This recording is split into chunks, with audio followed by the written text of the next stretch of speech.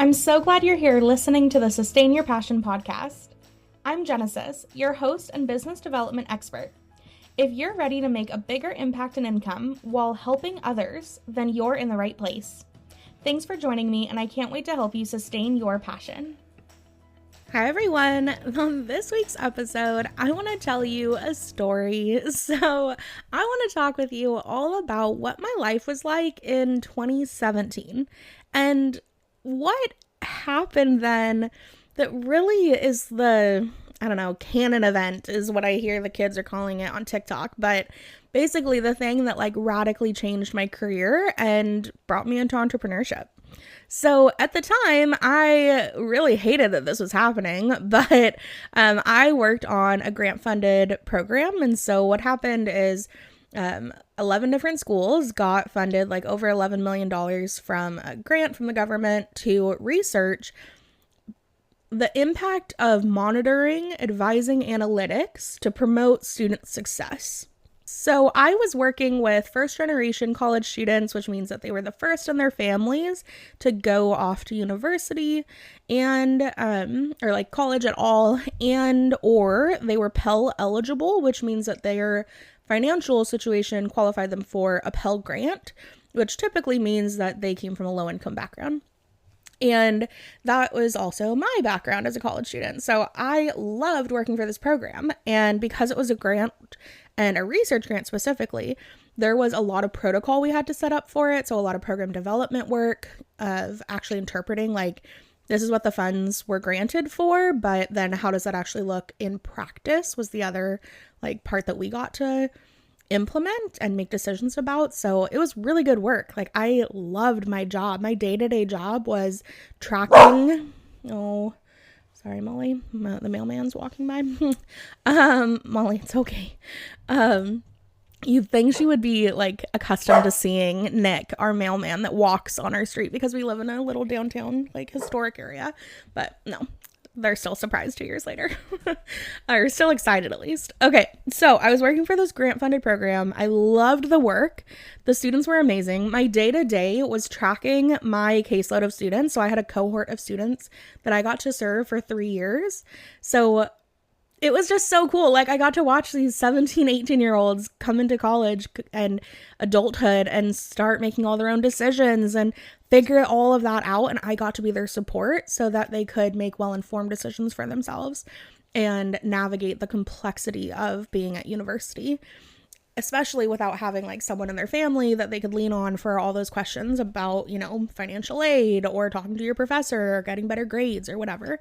So I loved that job. I had a ton of experience that prepared me for it. My master's degree was directly aligned to it. I thought I was going to do that type of work or manage people that did that type of work for the rest of my life. At that point, I considered long-term career goals becoming a university president or a dean of a school or a program director or something like that in a university system. And so all of that to say, my life was on track, right? I was on track for a certain path.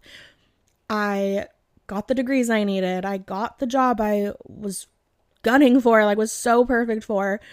I was doing the work. I was getting promotions. I was getting recognition in the organization. I even earned an award, a Women of Achievement award, because I was so involved. And I was so happy.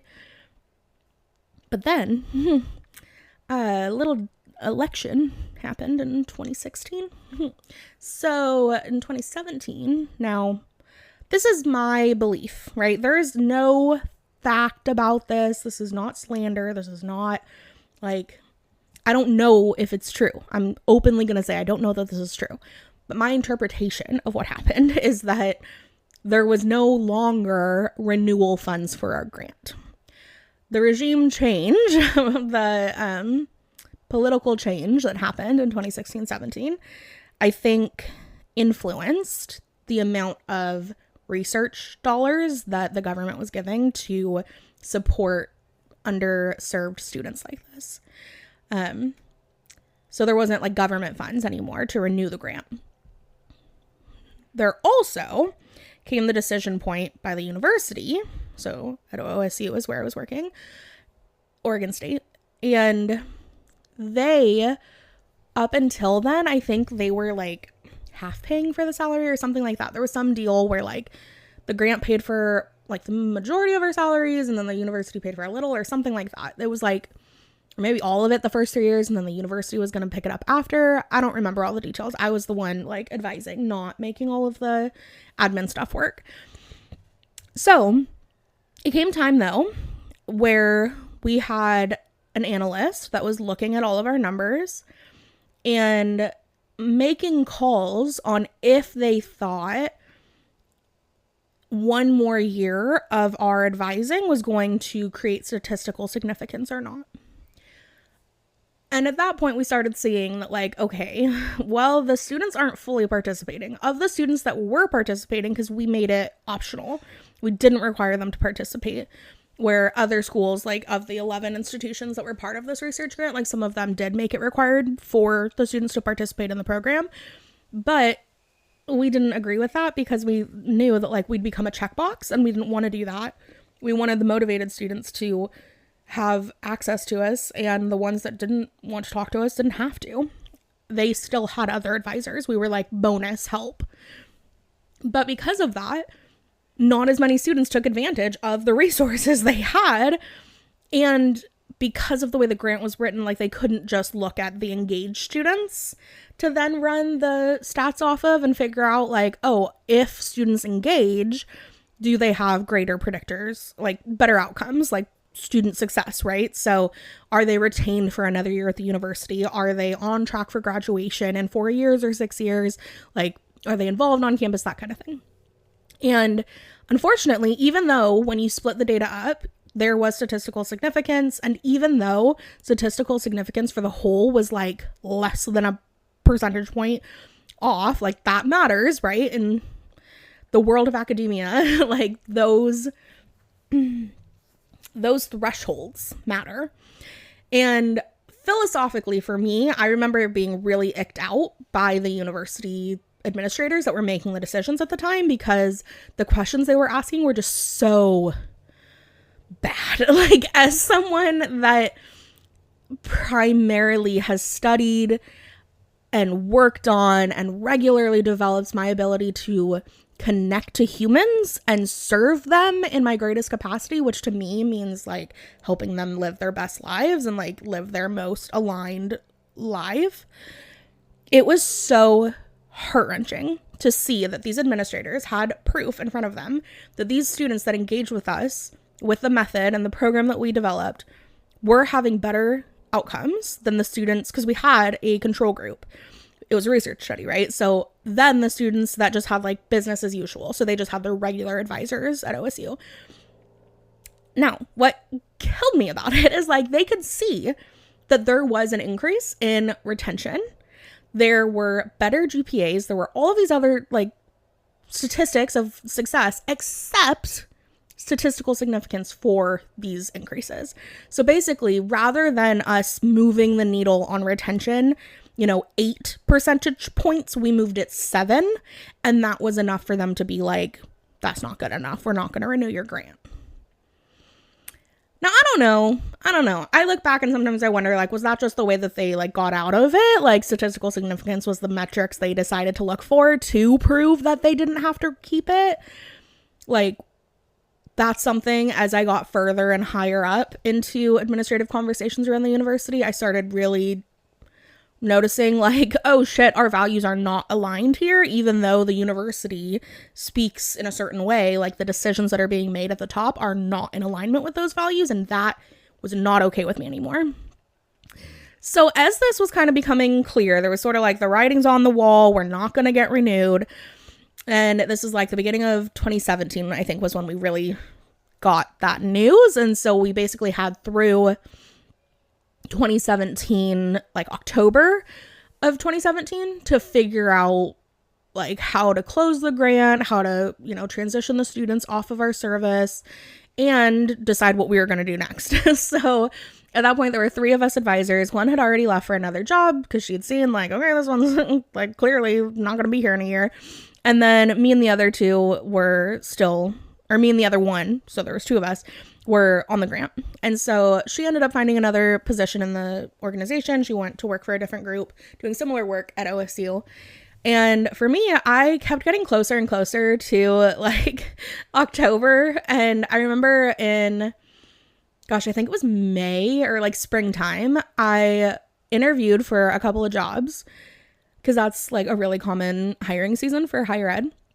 And one of them, oh my God, I remember going to the interview and leaving and withdrawing my name because I was like, y'all are fucking nuts. Like, the way that you take your job so seriously, like, is problematic. And I deeply care about my work as well, but like, y'all are making yourselves sick doing the most. Like, it just was ridiculous. And like, their work-life balance was non-existent. They prided themselves on that too, and like being hard workers and whatnot. And at that point I was like, I already knew about the impact of capitalism on our worth. And like, I could see like, oh shit, you're trying to get your worth need met by your job. Oh, and this manager is milking that. So fuck no. So I didn't, continue with that job interview. And then the other one that I was interviewing for, I ended up getting an offer for. And I remember like sitting there and being like, well, fuck, like it's steady pay. Right. And at the time, like that's all I was really after. I didn't realize how entrepreneurship could give me steady pay at that time. So we're coming around to, nearing the end of our grant. So it must have been 2017, 2018. Maybe that's what it is. So 2016, yeah, because we started in 2016, and then 17 is when they made the decision, because then, 18 is when we left. Okay, so I'm getting my years a little bit mixed up, but basically, by the end of the grant, I decided not to take another job.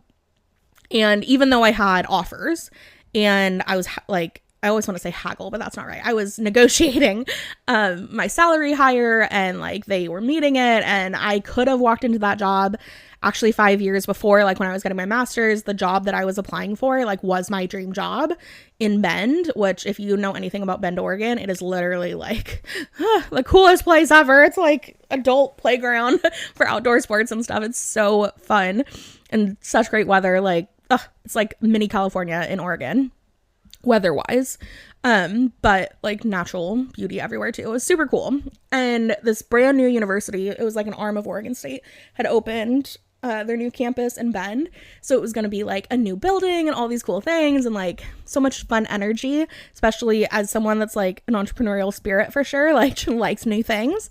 It could have been a really good fit. But I remember, and I have this picture, I share it from time to time on socials, like I was sitting there and just smiling so much because I knew like I can always go get a job. Like my skill set and my ability to interview will always be there. But I don't think I want to do this work. So I remember it was like Friday afternoon that I got the offer, and had negotiated up some on the salary. And then I was like, the salary is still like not feeling like enough for the work. So what the hell is that about? Because I thought I was really excited about this job. So we went camping, and this was something John and I would do like every weekend. We would go Friday night and go camp for like 2 nights in our Jeep, some random place like up in the woods, outside of Bend. And so we were camping, and I remember laying in the back of the Jeep and just thinking like, I can't take this job. I just can't do it. Like, I can't do that to myself. And the reasons why is because I wanted to protect myself from the like windowless office that I was going to have to work in with other people. I had to protect myself from the schedule that required me to treat my clients, right? My students, the people I served, like numbers, that just drilled them through my schedule and burnt me out. And realistically, it just wasn't in alignment with the life I wanted anymore, to have to get up, put on uncomfortable clothes to go work at a desk that is in a loud environment, in a shared space, like no windows, like so many things that on the surface can sound like, oh, those are petty, like, I don't know, picky things to have a problem with. But personally, like, I deal with depression, y'all. And like, the more I experience like reasons that make life hard, the less I want to keep, that sounds so dark, but like the less I want to keep doing it. So like, it's really important for me to pick things that make me happy. Fuck, I've never said that out loud. That sounds so strange. I'm gonna need to do some work on that. I don't know. I need to look at those thoughts some more. But in essence, like, that was a huge crossroad for me of, okay, am I gonna keep my head down, choose the job that I've been planning for all these years, even though I know something's changed in me and it's not what I want anymore? Or am I going to wait out this grant, see if a better job comes along, or something else? And at this point, I was starting my business. I don't know. I don't think I'd even made a sale in it yet when I got that job offer, because that was like the pinnacle of job offers for me at that time. Like, that was the one I wanted, or I thought I wanted. And then once I had it, I was like, oh, fuck, I don't want this. And for me, that was so helpful because it was really eye-opening to have exactly what I wanted handed to me and like given to me as an opportunity, and for me to be like, yuck, I don't want this anymore. Like, that was so weird, because then I had to renegotiate and refigure out, like, wait, then what do I want? So I remember just kind of kicking the ball down the road a little bit and just being like, well, I'll figure it out, you know, if and when the end of the grant comes, and if I don't have another job, like, I'll figure that out then. And instead of applying for jobs, I decided to get busy working in my business. So that was the year I started my business, and the grant ended. And it was so freaking cool, because when the grant ended, I was just like, I'm gonna try to go full-time in my business. And within like 3 months of leaving that job, I was making $10,000 a month. Like, it blew my mind how much of my energy I was giving to my job, and significantly less energy was making me significantly more money online in my own business, without all the politics and bullshit values and logic and whatnot that I had to deal with in that bureaucratic system. And I got to work with clients that felt like besties that I just frigging loved to work with. So it ended up being kind of a rough and bumpy transition, because I was so scared, and I kept thinking like, oh, I should just do what I've planned this whole time. Like, I should just take the job. And it wasn't until that camping trip that I was finally able to see, like, I can't do this. And I told him on Monday, and he was just like, we're so sad. And I was like, I get that. Like, me too. Like, there's a part of me that's grieving the fact that I don't get to come work with you and your team like I thought I would. And I think that was the first time that I started realizing, like, I don't think I want to work in higher ed long term. I don't think the organization and like from the colleagues I had and the people in my grad school programs that were in different universities, like, the problem wasn't the organization. The problem wasn't OSU. The problem was in the system of higher ed, in that it's just so large. It's really not about the individual anymore. And that's not what I like to do. So I wanted to work in a smaller environment, and my own business gave me that opportunity. So all that to say, this is the story about how I finally made the decision to believe in my business, but also how I navigated a really big career change and all of the fears and thoughts that came along with it. And I know that my clients struggle with similar thoughts and feelings, because a lot of us, you know, start our business while working other jobs, and there's that tension of, you know, do I keep investing my time in this job and becoming the person I thought I was going to be for the last however long I've been picturing my future, or am I willing and open to considering that there could be another way? And entrepreneurship is kind of like Alice in Wonderland. It's like, once you poke your head into the hole, like, you're probably going to fall down into it, and then like you're in a whole new world, and it's like, whoa. I hope that makes sense. If you know the scene I'm talking about, it should. But I'm so grateful for it, you know, like, here I am gosh, 5-6 years later, and like, it was so worth it. It was so freaking worth it. And the only thing that like I really needed to hear that whole time is like, why not just try? Like, why not believe in yourself? Financially, yeah, there's the reality of like needing to make money, but I mean, at the time I even got like a third job at one point because I was working for the grant, I was starting my business, and I went and worked at Target at night because I wanted to pay off a credit card faster. Like, I know myself. Also, sorry, the birds outside are just like going nuts. I don't know if you can hear it though. I knew like this isn't what I wanted, but I don't know. It took time to transition and allow that new version of me to be safe to exist, I guess. Like, the idea that I wouldn't be a higher ed professional, like, kind of scared me and broke my heart, you know? But once I started just like entertaining the idea, like, maybe, like, what if, then it became so much more clear. And yeah, now here I am, you know, all these years later, and full-time income from like 15 to 20 hours a week max. And like, that's unreal, you know? Like, that sounds so unreal, and yet no, it's my reality. So okay, that was a long story from way back when to today, but I hope it was helpful, especially if you're in a similar stage of life where like you're still in your job, you're starting your business, you want to take a leap, but like you're not quite sure yet. There is no rule about when you have to be ready or how that looks, but when you are ready to take the leap towards trusting that you know what you're doing and you can put your time and energy into your business and it can return an income for you, like, it is just so freaking freeing. And for me, I'm really, really glad that I did some business development work and learning while I still had a steady income, because it took a while for me to transition into like knowing how to prepare my own income and have a steady income, like regularly making what I wanted to make. So all that to say, get started sooner than you think, and ready is bullshit. It is a choice. So, okay, I hope this story was helpful. If you have any questions or if you want me to talk more about like different pieces of it, please find me on social media and let me know.